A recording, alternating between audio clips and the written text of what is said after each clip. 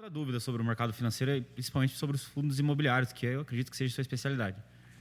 Por exemplo, eu tenho um dinheiro, vou dar um exemplo para você, sei lá, uma quantia, R$10.000, quero fazer um aporte. Muita gente tem essa dúvida.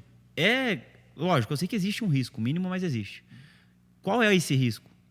Assim, vai perder dinheiro nos fundos imobiliários, você sabendo escolher o fundo imobiliário? Quantos por cento é o risco maior de perder?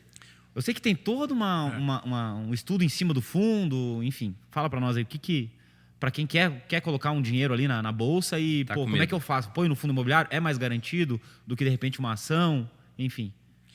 O que eu posso começar falando é que a estabilidade ela não existe, né? Não existe. Então, qualquer coisa que você vai fazer, ninguém pode te falar que é 100% seguro. Então, se você vai empreender, independente de qual ideia for, não tem como você falar que vai dar certo. Mas, vamos olhar o histórico, né? Os fundos imobiliários, a partir do momento que ele foi criado, a gente está indo para 30 anos de história dentro da Bolsa de Valores. Os fundos, 30 anos já? Isso. E nunca nenhum fundo faliu. Esse dado eu já não tinha, entendeu? Então, isso nunca aconteceu. Né? Pode acontecer? Pode. Pode. Normal. Pode acontecer. Eu sempre falo, é possível? É. É provável? Não. Isso você tem que analisar. Se é possível, se é provável. Mas aquilo que está acontecendo com a Evergrande lá na China, né? Que inclusive tem aquela ideia das cidades fantasmas e tal. Pode ser um indício de um fundo que vai sumir? Não sei se você ficou sabendo desse caso. O que você tem que analisar é o histórico. Você fala da análise fundamentalista, né? Por exemplo. Eu vou indo para uma área mais... fugindo um pouco do técnico. Indo mais para a questão social, vamos colocar assim.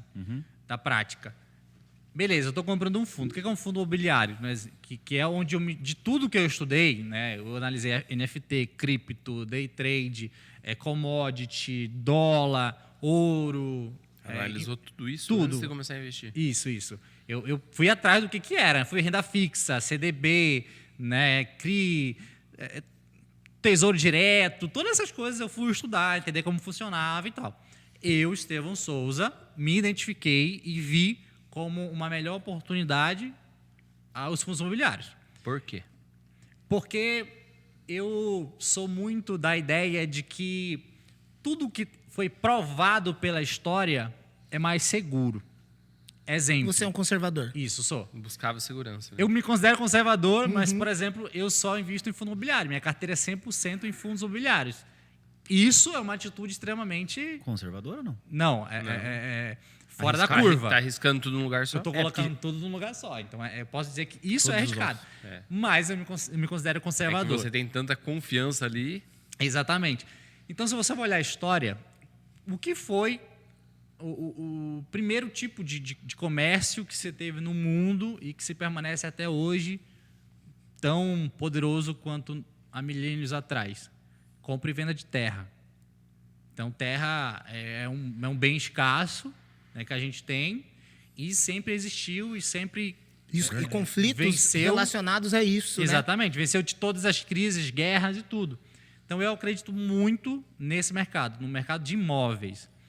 E quando você vai olhar o mercado de imóveis, você tem que analisar onde você está investindo. Por exemplo, se o cara abrir um fundo imobiliário lá no interior de Goiás, por exemplo, eu já dirigi por Goiás e já passei 5, 6 horas dirigindo, era só plantação. Se o cara abre um prédio ali, Estevão, mas é um prédio. Cara, mas é no meio do nada. Por que eu vou investir ali? Você entendeu? Então, qual a probabilidade daquele prédio bonito, lindo, maravilhoso, do nada ficar com a vacância 100%, sem ninguém? Então, mas não é bizarro porque o que está acontecendo agora com a Evergrande na China e as cidades fantasmas lá? Uma gigantesca especulação imobiliária, prédios fabulosos, cidades inteiras. Cara, a China é absurda. Eles têm uma cidade que é tipo uma mini Paris, assim. É igualzinho o centro de Paris, com a Torre Eiffel e tudo. E como que isso chegou na China, você acha, assim? Não sei, deve ser, eu não consegui também, talvez eu esteja fazendo uma pergunta muito complexa até, mas como que de certa forma, eu entendi que é o mais seguro que tem, mas assim, ele tem essa particularidade, por exemplo, na China já está se tornando arriscado, né? Sim, porque você, como estava falando, você tem que analisar a questão do ambiente, economia, geografia, tudo. Então, se eu tenho um imóvel lá no interior de Goiás, eu vejo que não tem sentido aquilo estar ali, eu não vou investir. Agora, eu vou pegar, por exemplo, São Paulo. Hoje, São Paulo tem um baita de um problema que é logístico. Não tem espaço mais em São Paulo para tu ter galpão logístico. E é uma necessidade. Se precisa de galpão logístico. Então, eu já olho diferente, né? Agência bancária. Vou pegar o exemplo da agência bancária, que muita gente desacredita em agência bancária. Acha que as agências bancárias vão falir, né? Não vai ter mais agência bancária e tudo mais. Tem um fundo imobiliário que é o BBPO 11. É um fundo imobiliário que tem 64 agências bancárias do Banco do Brasil. Já anota aí, galera. Já anota esse fundo aí. Recomendação de compra. Já está entregando ouro aí. Ó. Mas é um fundo que ele tem 64 agências do Banco do Brasil nas principais capitais do Brasil. Estevão, tu acredita que vai existir essas agências para sempre? Não. Mas aquele espaço vai existir. Porque quando você começa a olhar, você vê que essas agências estão nos centros das cidades, nas principais avenidas, e são prédios enormes. Pode olhar. Se você for lá, ver onde estão essas sedes do Banco do Brasil, são prédios absurdos. Pega um prédio desse, faz um retrofit, que é você modernizar o prédio ali, e vira um prédio de laje corporativa, de escritórios, por exemplo.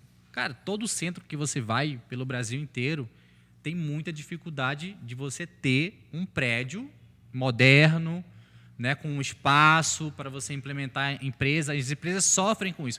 Então, eu que estou analisando, eu vejo que eu tenho uma necessidade ali. Você entende? É diferente de simplesmente comprar por comprar. Pô, vou comprar um prédio porque eu achei legal. Sim. Mas será que... Como é que está aquela região? Será que ela está... A demografia dela, como é que está? A população está ficando idosa, não está produzindo, aquela região está tendo uma saída... Né, das empresas, qual é a visão daquela cidade daqui a 10 anos, qual é a economia dela. Você tem que analisar muita coisa. Não é cenário político comprar. Também, pelo jeito. Sim. Muito, muito mais, né? Isso você me falou, eu lembro bastante do banco imobiliário. Eu lembrei que jogando, você caía, não era porque você caía ali que você tinha que comprar. Exatamente, entendeu? Banco imobiliário. Lembra bastante. Você dizendo